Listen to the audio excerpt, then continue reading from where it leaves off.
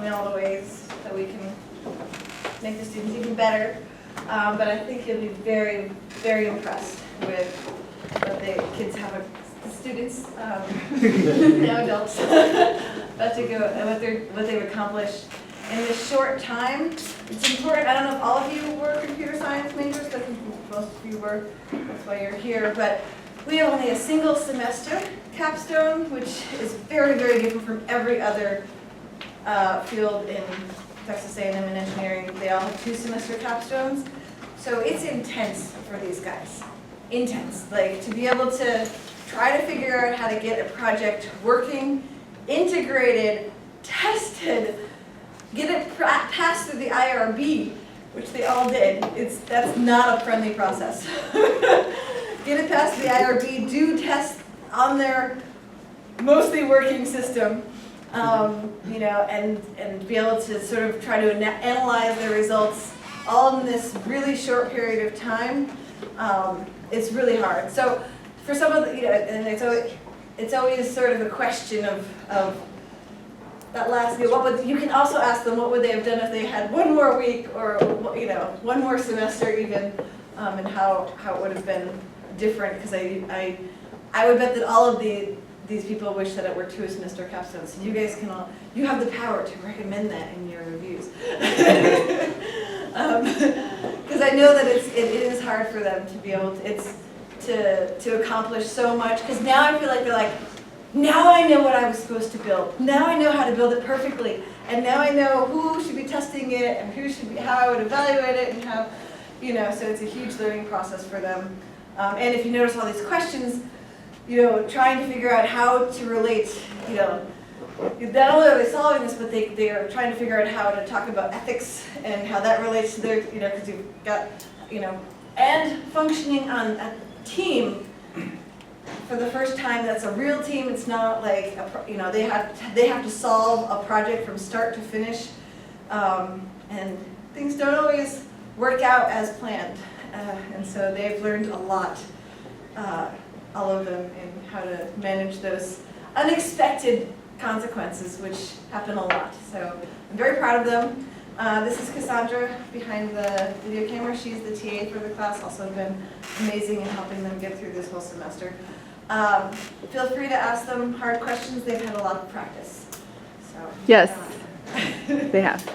Some of them want to be interrupted, and some of them want you to ask them questions afterwards. So if you guys just say whichever it is you want at the beginning, and then they can do whatever that is there.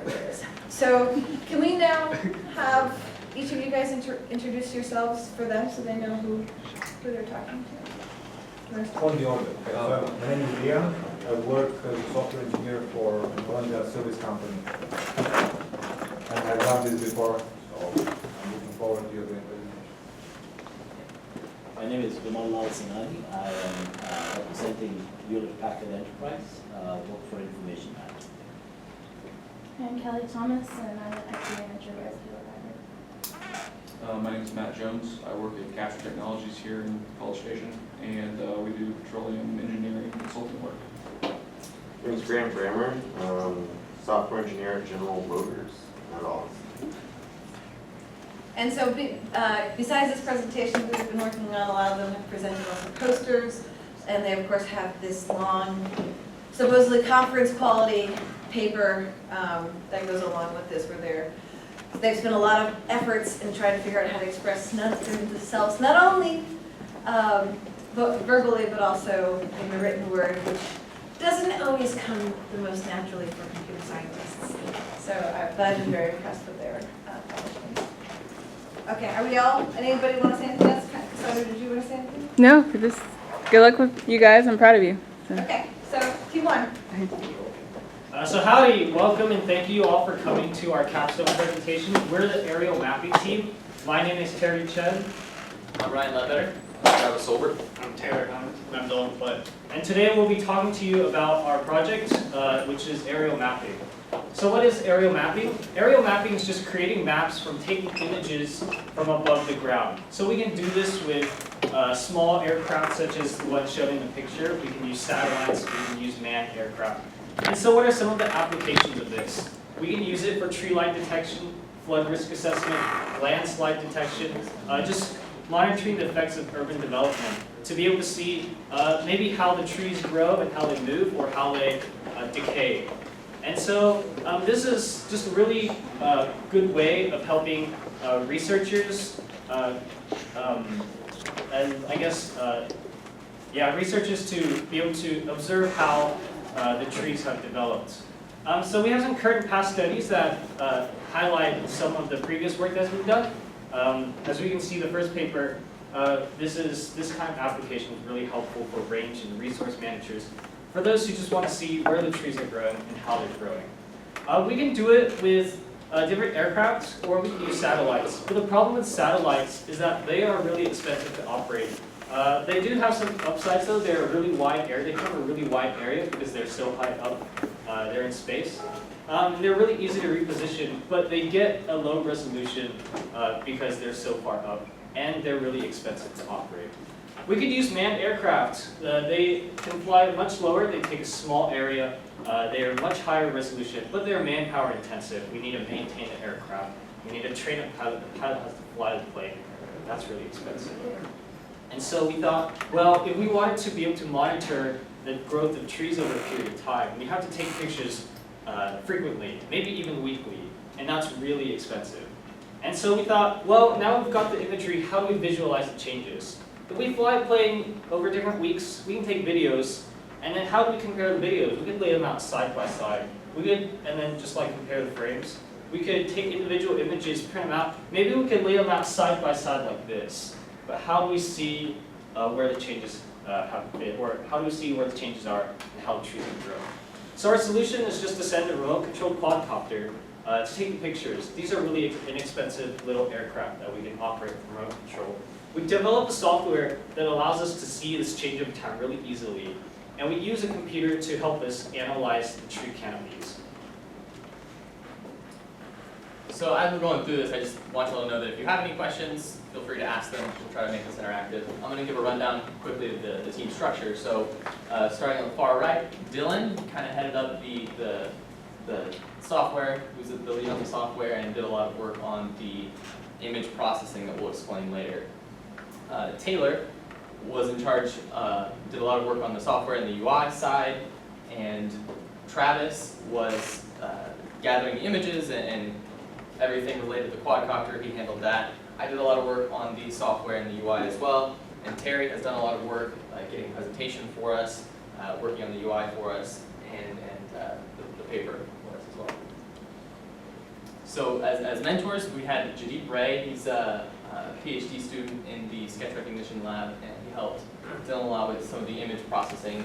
Yolanda McDonald, she's a PhD student in the geography department here, and she was helpful in teaching us a little bit about Esri software, which is one of the things we used for it. We used the Esri development platform for our project.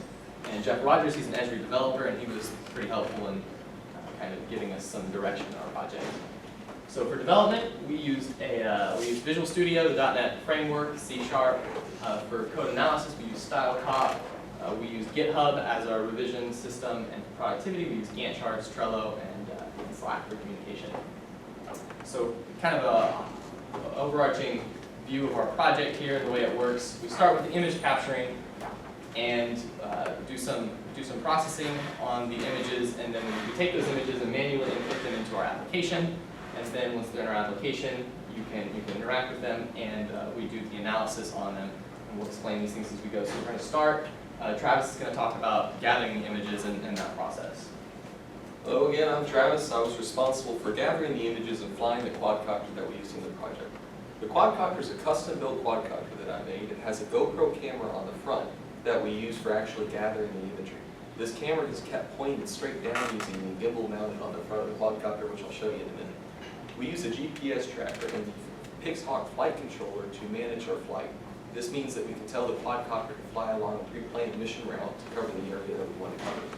Looking at the quadcopter, on the front, the silver thing you see is the gimbal. This is a 2-axis gimbal, so as the quadcopter is pitching about on its roll and pitch axis, the camera is pointed straight down. This means that up in 15-mile-per-hour wind, I can hover over a single point without the quadcopter, without the camera moving along with the quadcopter. Propulsion is by 4 Sunny Sky motors. These motors give us plenty of power to carry the camera, and they keep us up in the air for about 6 minutes using this package. The flight computer is a 3D Art Pixpot flight computer. What this does is it lets the quadcopter follow a mission route using GPS mounted on the top of the quad. It's a GPS combined with a compass, so we can keep the quad pointed in the direction we want to get.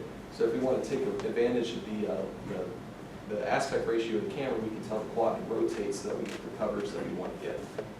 Next is a short video showing how we fly the quad.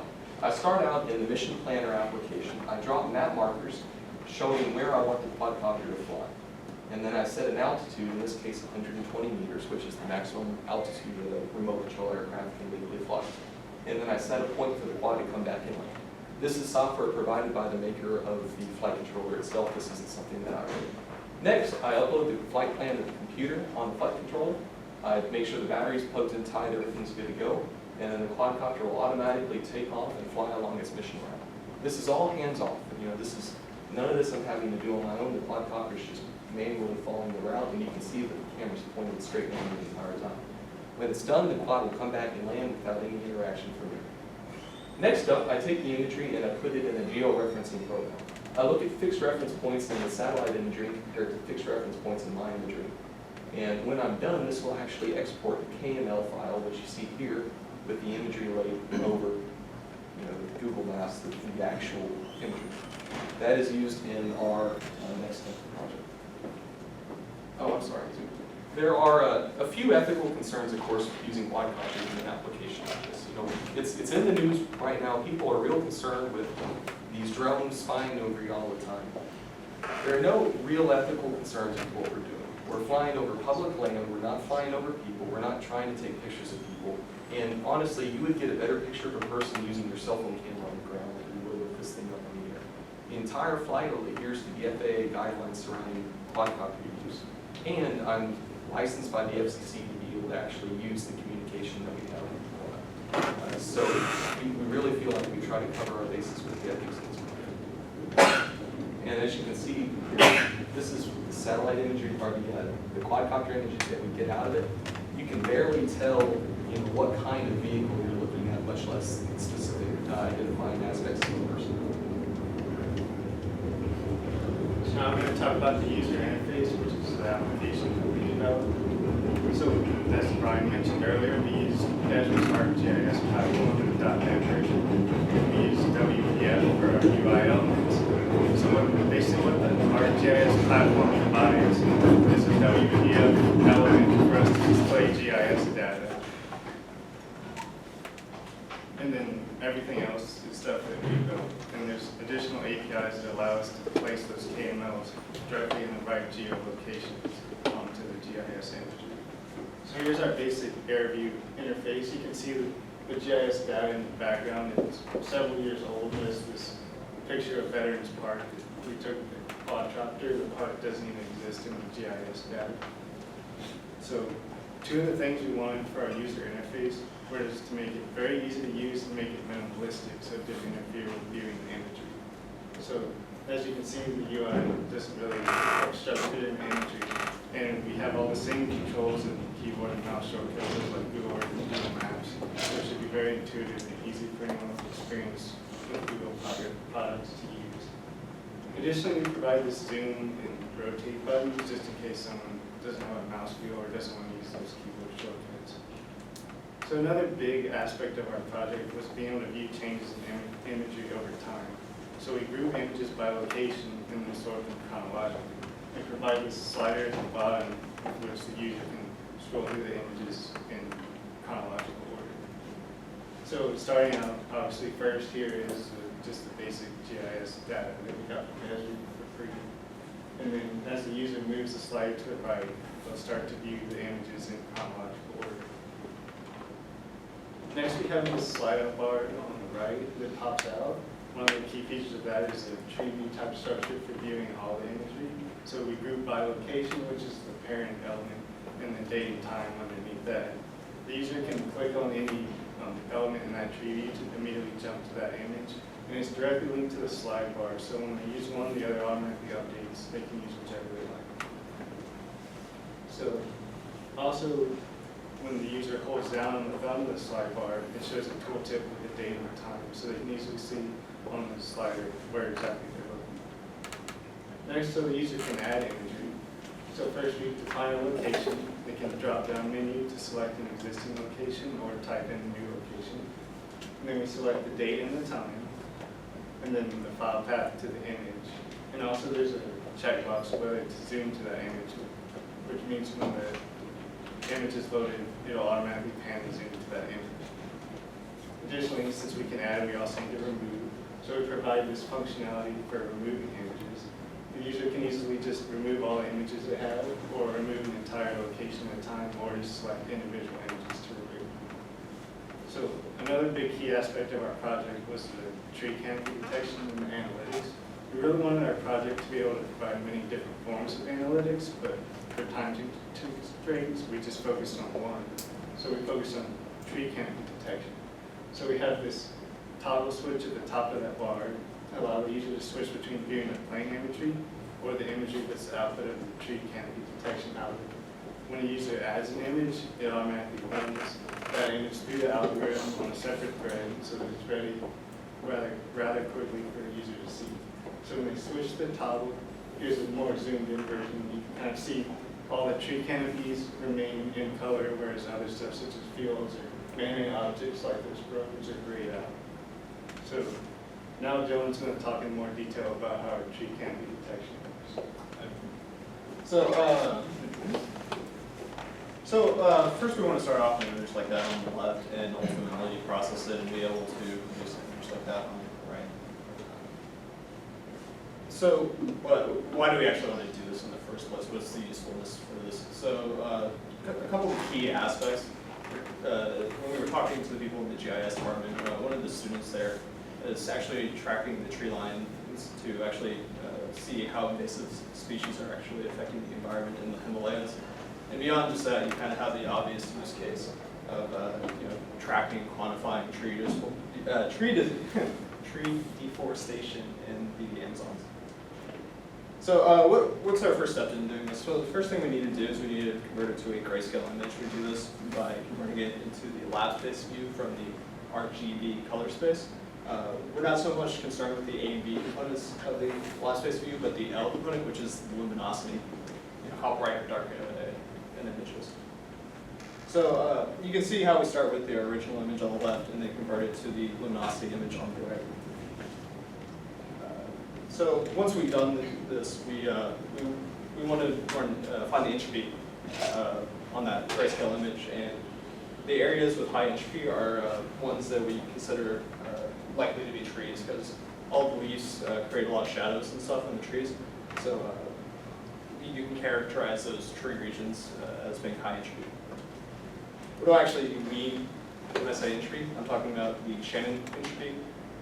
What this is it's basically a way to measure how many bits it takes to quantify a data set. It's how compressible the data is. You can kind of think of this as how similar points are in a data set. So the first thing we do is we run this algorithm on every single picture, every single pixel, this entropy calculation. And what it does is it takes a 9x9 grid. This grid is not necessarily, doesn't have to be 9x9. If you have a high resolution image, you want your grid to be bigger. If it's low resolution, you want it to be smaller. So that way we can account for different resolutions when we're running the algorithm. Once we've actually taken this 9x9 grid, we actually want to collect all the values into a histogram. The reason we want to do this is because we care about the probability of each pixel appearing in that grid. The reason we care about this is because the Shannon entropy formula up there on the top right, you can see that piece of I part of the algorithm, or of the formula, is the probability of each pixel appearing in the image. So here's actually an example of an area with high entropy. As you can see, the image has a lot of different color. It's very different from one corner to another. You can contrast this with this image on the left, where it's kind of uniform and looks the same. You can say that's low entropy, and there's one on the right is high entropy. So what's the challenge of doing this? So one of the big things is when you're running this algorithm, it has to run on every single pixel of the image. This takes a lot of time, there's a lot of calculations. The multiplication of doing that on each one is expensive, and what's really, really, really expensive is doing that logarithm part. What that does is, on the computer, CPU, that's implemented as a Taylor series, which is quite slow. So how do we actually speed this up? So what we use is minimalization. Basically, whenever we calculate something, we cache the result, so we don't have to recalculate it. What this does is we create memory space for processor time. So when we're calculating the probability of a pixel appearing, one of the things we can do is we know that it's going to be from 0 to however big the grid is. So we can cache the probability of each pixel being there. And then with that probability, we can run it through that logarithm part of the Shannon entropy formula so that we don't have to run it again. And then we store the result in a table. Beyond just doing that logarithm part, another part we can do is we can store the calculation from when we move from one pixel to another. Since we already calculated the entropy for most of the image, we can just discard the results we don't need anymore and replace it with the ones we like now. So right here you can see how the old pixels on the left, we can reuse all that common area in gold and then just calculate that small strip on the right. So what I'm talking about is, see how you have that summation formula, so that's what this is affecting. So what was the results of actually doing this? What was our performance increase? It was actually 4.15 times faster. So it was significantly faster, especially when you consider how, if you're doing a lot of images, that can be the difference between doing days versus months. So once we've actually done the Shannon entropy formula for the entire image, we want to drop off the areas with low entropy. So you have the area, so you have the unprocessed one on the left and then the one filtered on the right. As you can see, one of the problems is we have some man-made objects, that stalker field especially in there. So, you know, it's decent, but we can do better since there's a lot of gaps and there's a lot of noise. So we kind of want to form it all together. So how do we do this? Well, we use morphological operations. The three that I use, or four, yeah, three, is enclose, erode, and dilation. You can see from each of these, the close kind of fills in the holes, kind of groups everything together. Erode makes it smaller, and dilation makes it bigger. So the first thing we do to kind of get a solid image is we take the image on the left and close it. That gives us a more defined region of what we're working with. After that, we erode it, and what this does is it gets rid of all those man-made objects. So a key thing with man-made objects is that they're usually defined by having hard angles and straight lines. So it's not very often that they'll be condensed in together, so by doing this erode function, we're very likely to get rid of it. Then after that, we want to reverse the eroding we did with the dilation, and this should get us back to what we had before. And then finally, we close it, and this kind of gives us our final matte image, and we use it to compose from the original to our final image. So this is kind of our results. You have the color image on the left, and on the right, you have our final image. Keep in mind that I kind of blew out the colors here so that it was easier to see. So what are the caveats with doing this? It's best used in an open field. It doesn't work as well if you're like have parking lots and roads and stuff. So with our design intention of like tracking like Himalayas in the environment, the natural environment, that's kind of what this is geared for. Another thing is that when we're doing this image processing, we're only looking at one component, the luminosity. And you know, we're not looking at the color. Like trees are usually green, so we can use stuff like that to better classify our areas. So what are some future research we can do? So one thing is that was very high. This algorithm is very highly parallelizable. One of the things that is a good area that we could make this go even faster is by putting it on a GPU and doing massive parallel computation. Another thing is that there have been other research into problems similar to this, and we can apply some of those to this current research to produce better results. For example, looking at the color of the trees, doing texture recognition based on how the leaves look and appear in the image, and then finally, we can use Sobel filters to look at hard edges and automatically declassify those as areas the trees could be. And over to Ryan. So some of the next steps or things that we would like to have done, had we had more time. First on the list here is some way to visualize and quantify all this image processing that we're doing. So if we have a construction site near a wooded area or something, and you want to know how this construction is affecting the nearby wooded area, so you want to maybe see how that tree line moves over time. So if we could quantify the distance that tree line moves in different points or something like that, just some way to visualize this and providing graphs. Another thing we would like to do, additional types of analysis, so not just tree canopy detection, but trying to analyze flood risk and assess that. Third thing on here, just some selection tools, so allowing the user of the application to draw around a region and then just do the processing on that region, or get graphs related to that selected area. So throughout our project, we've been pretty diligent about getting user feedback and talking to a lot of different people. And when we first started out, there was a pretty big scope. There were a lot of things we could try to do with this. We talked to game wardens, ecologists, farmers, geography, doctoral students, wildlife fishery students, and estuary developers, and just tried to get an idea of what we wanted to do with our project. So some of the things that we determined when user feedback, the appeal to doing what we did, there's a very low cost operation. You can view, there's a lot of different uses for viewing change of land over time. People like their interface, and it's simple. And the tree recognition would be pretty useful for ecologists, forestry majors, scientists, people in the construction industry, like I mentioned. Some of the bad things, if we had more sensors, if we had access to some better hardware, we could put more sensors on a quadcopter, which would allow us to gather more detailed data from the quadcopter, but we have some constraints for our project, so that would be possible. Yeah. This is just kind of a metrics that we've gathered in our user study, and people were generally pleased with the way things worked and looked and everything like that. So overall challenges, Dr. Hammond mentioned some of the time constraints that we had.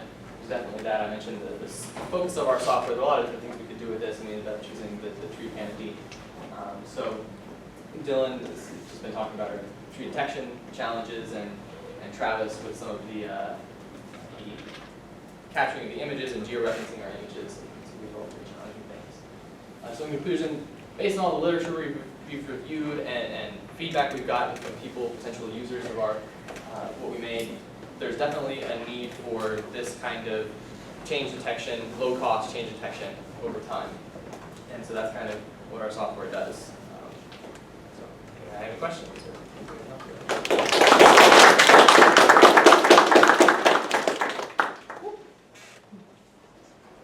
So I do have a question. It's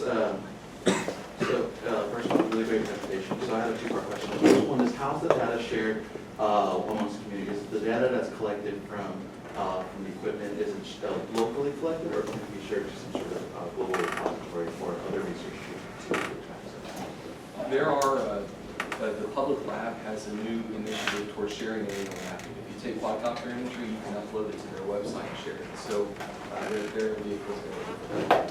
Okay, thank you for clarifying, because my follow-up question was, let's say that there was a, this is just rhetorical, I just want to see your answers. Suppose there's a sort of a company that's affecting sort of the forest and causing negative impacts, but then they provide data of images that doesn't show, they basically upload malicious mapping data. Is there a way to sort of be able to detect that, or is there some sort of mechanism to prevent sort of malicious mapping data to prevent it from being to cover existing older data that may be more legitimate? I'm not sure about that. However, I do think that if you were to compare imagery that a company uploads against imagery that is available on Google Earth or through some other satellite imagery provider, you could probably see if there's differences. If you're expecting deforestation, but you see more trees in what the company gave you, you could probably come to that kind of conclusion. Okay. I was curious because if a company were to claim that they uploaded new data from there, and it turns out that the reality isn't the case, I was wondering if that mechanism is kind of sort of from the users themselves, or is that something that's sort of the collaboration between the map makers? So I was just curious, what are some of your ideas? Questions from judges? So, you talked a little bit about the resolution of the image and then, you know, how big of a filter you would do on entropy. Is another factor there going to be the height of the drone? Does that have an impact on how you would calculate entropy? Right, so what it all boils down to is, you know, pixels per, real life image. And, you can do calculations with that, and based on that value, you can formulaically decide on a best print size based on how high resolution or low resolution is compared to reality. And you talked about if you had more funding, you may look into additional sensors. What kind of sensors would you put on quadcopter? Yeah, so one of the big ones is like a LiDAR, trying to like actually see the height of things. That one of the key things we wanted to do that we didn't have time to do was actually do water flow modeling to do stuff like flood assessment and things like that. Just using those top-down views is kind of hard to gauge the elevation. So if we had elevation data, it would be very easy to like create like a mesh and like see how the water would flow and do simulations like that. It's also my understanding that if we use LiDAR, there'd be a way to tell distinctions between different kinds of trees, maybe not species, but just overall different classifications of giants. One other one, is there a way to determine the accuracy of your cover detection? So. Yeah, so, there's other algorithms out there that look at individual trees, as opposed to what we did here was we kind of looked at overall, like kind of the area of the entire thing. So you could probably hook up like a tree classifier and see how well we actually mark and identify that tree. And if you got a data set, you could definitely figure out how well it works. One more question. You know how far away Veterans Park is from the nearest airport? 4.5 miles. We're outside the 4 mile radius. It was close. Yeah. We're close, but that's That's one of the things we consider that's why we don't have stuff at A&M is because we're close to the airport. They brought us there, Cassandra and I and a couple other people who wanted to pass the knowledge on. And they were like, see that tree line? That's the boundary. Okay. Which unit testing firm will you go to? The one built for individual studios for C#. If I were to hire you to use your gadget to count how many cars there in the parking lot, how much change would you need to make that count? How much time would it take? So probably, if there was, are we supposing that we already have a way to detect cars? We have whatever we have right now. Okay, so yeah, we'd have to implement. Hire you. Yeah, so the first thing we would do is the UI is already built. All we'd have to do is add a button to run this, and then another button to go show it in this view.